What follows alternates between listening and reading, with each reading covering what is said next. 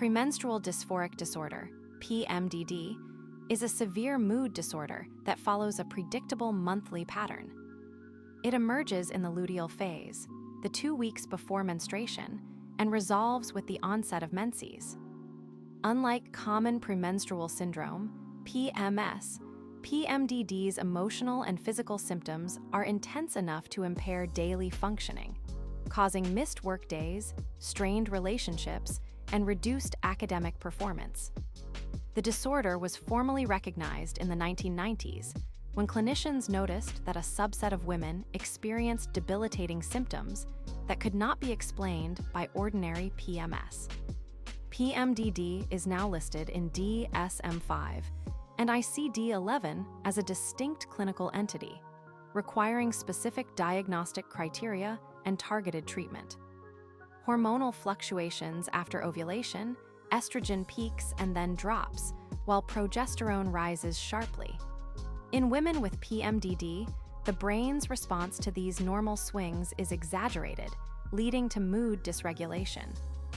Neurotransmitter imbalance, serotonin, GABA, and dopamine pathways become destabilized during the luteal phase, which can trigger irritability, anxiety, and depressive moods.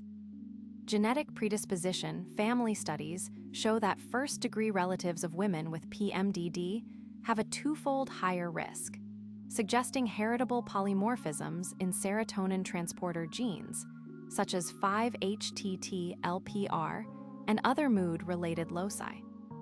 Environmental and lifestyle modifiers, chronic stress, sleep deprivation, high glycemic diets, and excessive caffeine can amplify hormonal sensitivity.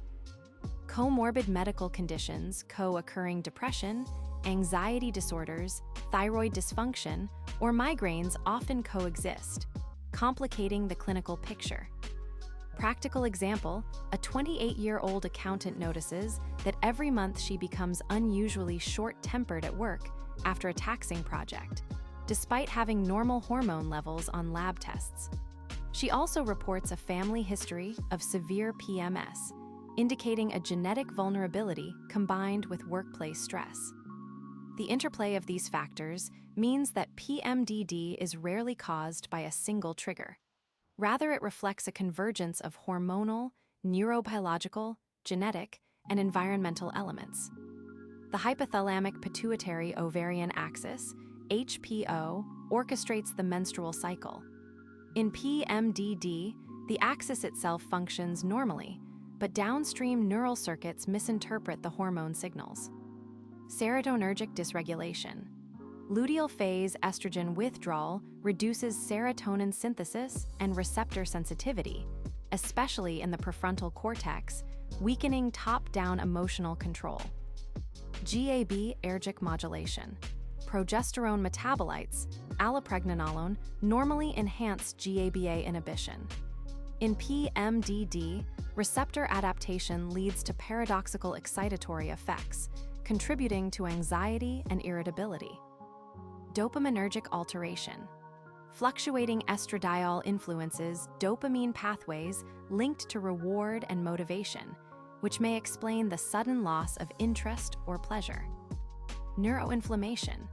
Emerging data show elevated peripheral cytokines, for example IL-6, and microglial activation during the luteal phase, suggesting low-grade inflammation that can affect mood circuits.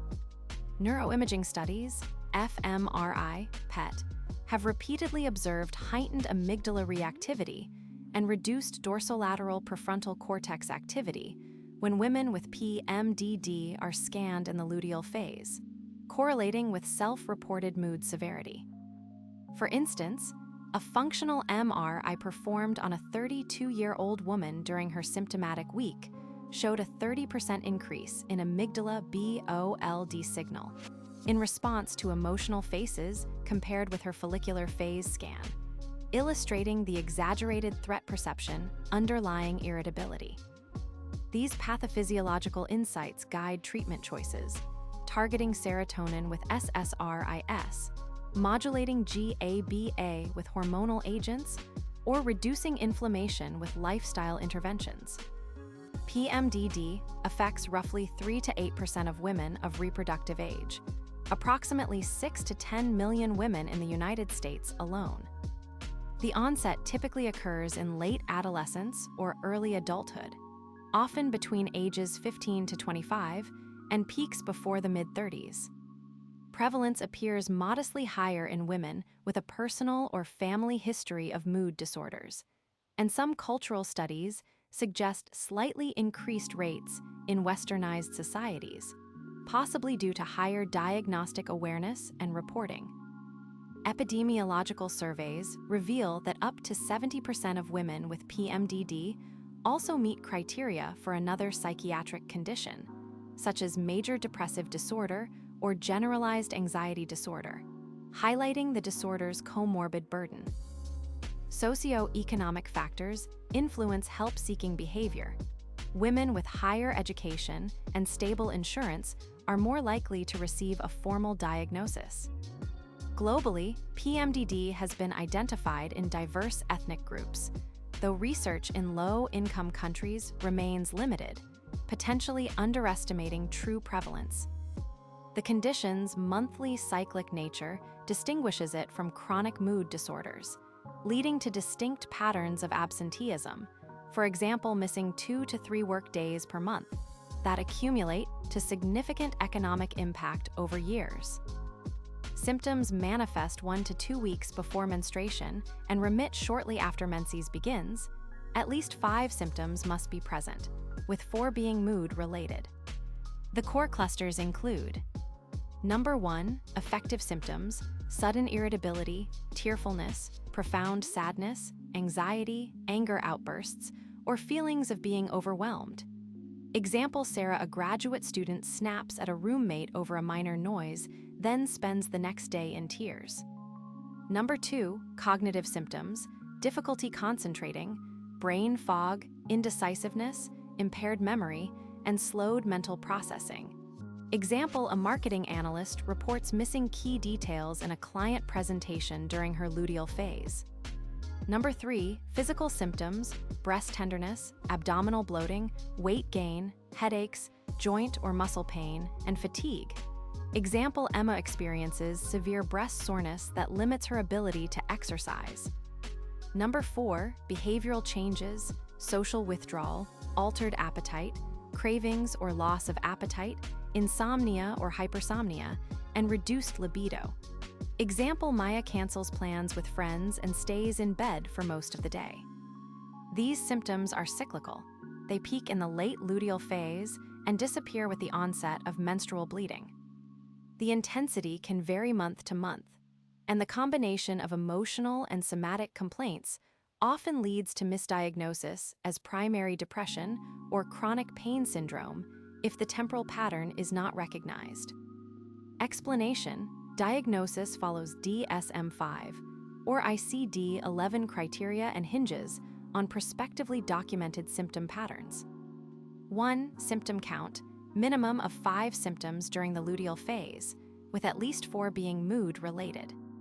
2. Timing, symptoms must start greater than or equal to 5 days before menses, peak less than or equal to 3 days before onset, and substantially improve by greater than or equal to 50% after menstruation begins. 3. Functional impairment, distress or disruption in occupational, academic, or interpersonal domains.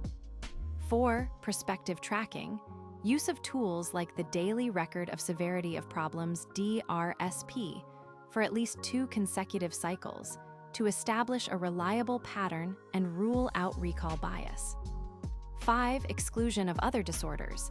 Clinicians must rule out major depressive disorder, bipolar disorder, generalized anxiety disorder, thyroid disease, anemia, or other medical conditions that could mimic PMDD. 6. Laboratory and imaging, typically not required unless symptoms suggest an alternative endocrine or neurological cause. For example, abnormal thyroid panel, MRI for unexplained neurological signs. Practical workflow: a 30-year-old teacher completes the DRSP for 3 cycles, showing a consistent rise in irritability and breast tenderness that resolves after day 2 of bleeding. A brief workup CBC, TSH is normal, and she has no personal psychiatric history. The clinician confirms PMDD and initiates treatment. The prospective diary is essential because retrospective self-report often overestimates symptom severity and fails to capture the cyclical remission. PMDD can be subtyped to guide individualized management. Affective dominant type, mood symptoms irritability, anxiety, depressive mood predominate, while physical complaints are mild. Patients may benefit most from serotonergic agents, SSRIs, and psychotherapy. Somatic dominant type, physical discomfort, breast tenderness, bloating, headaches is primary. Hormonal modulation, combined oral contraceptives, GnRH agonists, often yields greater relief. Primary PMDD, no coexisting psychiatric disorder. Symptoms are limited to the menstrual cycle. Secondary PMDD occurs alongside major depressive disorder, anxiety disorders, or other mental health conditions. Treatment must address both the cyclical and underlying chronic pathology. Severity grading mild. Symptoms cause noticeable discomfort, but rarely impair work or relationships. Moderate, clear interference with daily functioning, occasional sick days. Severe, significant disability, possible hospitalization for mood crises, and marked interpersonal conflict. Understanding the dominant symptom cluster helps clinicians prioritize pharmacologic, SSRIs versus hormonal, versus non-pharmacologic, CBT, lifestyle interventions. Effective management typically combines pharmacologic and behavioral strategies. 1. Selective serotonin reuptake inhibitors, also known as SSRIs, first-line agents fluoxetine, sertraline, paroxetine. They can be taken continuously or intermittently, starting 14 days before menses and stopping at onset of bleeding. Intermittent dosing reduces side effects while preserving efficacy for many women. 2. Hormonal treatments. Combined oral contraceptives, also known as COCs, with low-dose estrogen and progestin stabilize hormone fluctuations. Some formulations, for example drospirenone-containing, have anxiolytic properties. GnRH agonists, for example leuprolide, induce a hypoestrogenic state, useful for severe, refractory cases, usually combined with add-back therapy to protect bone density. Anti-progesterone agents, for example danazol, oral progesterone antagonists, can blunt luteal phase progesterone spikes. 3. Adjunctive medications, short-term benzodiazepines for acute anxiety, mood stabilizers, for example lamotrigine, for women with comorbid bipolar features, and NSAIDs for dysmenorrhea. 4. Cognitive behavioral therapy, also known as CBT, teaches coping skills, stress management, and cognitive reframing of cyclical thoughts. Randomized trials show a 30 to 40% reduction in DRSB scores when combined with SSRIs. 5. Lifestyle modifications, regular aerobic exercise, greater than or equal to 150 minutes per week, balanced diet low in refined sugars, adequate magnesium, 400 milligrams, and calcium, 1,200 milligrams, consistent sleep hygiene, 7 to 9 hours per night, and mindfulness or yoga practice. 6. Supplements, vitamin B6, 80 milligrams, omega-3 fatty acids, 1 gram EPA DHA, and chasteberry extract have modest evidence for symptom reduction. They should be used as adjuncts, not replacements. A multidisciplinary team, primary care provider, psychiatrist, gynecologist, psychologist, and nutritionist optimizes outcomes. Example treatment plan. A 34-year-old engineer starts intermittent fluoxetine, 20 milligrams per day, adds a low-dose COC, and attends weekly CBT. After 3 cycles, her DRSB score drops from 150 to 70, and work absenteeism falls from 6 days per year to 1 day per year. Prevention focuses on early pattern recognition, and proactive lifestyle or pharmacologic measures. Symptom tracking, simple daily mood and body logs, paper or mobile apps, help women and clinicians identify the cyclical relationship before it becomes disabling. Consistent routines, regular physical activity, stable sleep-wake cycles, limited caffeine, less than 200 milligrams per day, and a low glycemic diet reduce hormonal sensitivity. Stress reduction, mindfulness-based stress reduction, MBSR, progressive muscle relaxation, or brief daily meditation, attenuate the cortisol surge that can amplify luteal phase symptoms. Preemptive pharmacotherapy, in women with documented severe cycles, a low-dose SSR I started mid-follicular phase, or a continuous COC, can blunt upcoming symptom spikes. Nutritional prophylaxis, daily calcium, 1,200 milligrams, and magnesium, 400 milligrams. Supplementation have been shown in controlled trials to lower severity scores by up to 30%. Practical example, a 26-year-old nurse begins logging her mood on a smartphone app. After 2 months, she notices a pattern of irritability starting day 12 of her cycle. She discusses with her provider, who adds a low-dose intermittent fluoxetine, and she reports a milder mood swing in the next cycle.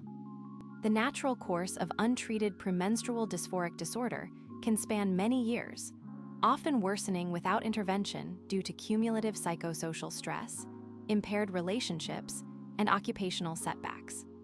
Long-term untreated premenstrual dysphoric disorder is associated with higher rates of chronic depression, anxiety disorders, and reduced quality of life scores comparable to severe chronic medical illnesses. Conversely, effective individualized treatment leads to substantial symptom reduction in 70 to 80% of women, with many achieving complete remission, DRSB score less than 30, within 3 to 6 months of therapy initiation.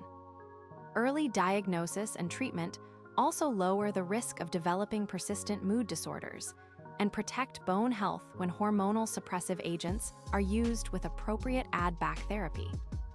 Prognosis is favorable when the patient adheres to a structured treatment plan, medication plus cognitive behavioral therapy plus lifestyle. Regular monitoring ensures dose adjustments and early detection of side effects. Comorbid conditions, for example thyroid disease, are concurrently managed. Overall, with modern therapeutic options, premenstrual dysphoric disorder is a manageable condition rather than a lifelong disability. Rapid-acting SSRI formulations, intranasal fluoxetine and sublingual sertraline achieve therapeutic levels within hours, enabling on-demand treatment of acute luteal phase spikes. Selective serotonin modulating agents, SMAS, compounds such as vilazodone and vortioxetine target both serotonin reuptake and receptor modulation, showing efficacy with fewer sexual side effects. Neuroimaging biomarkers, multi-site fMRI studies have identified a reproducible pattern of heightened amygdala prefrontal connectivity that predicts SSRI response with 75% accuracy, moving toward personalized medicine. Genomic profiling, genome-wide association studies, GWAS, have pinpointed variants in the ESR1 gene, estrogen receptor, and GABR2 gene that confer increased susceptibility, opening avenues for genotype-guided therapy.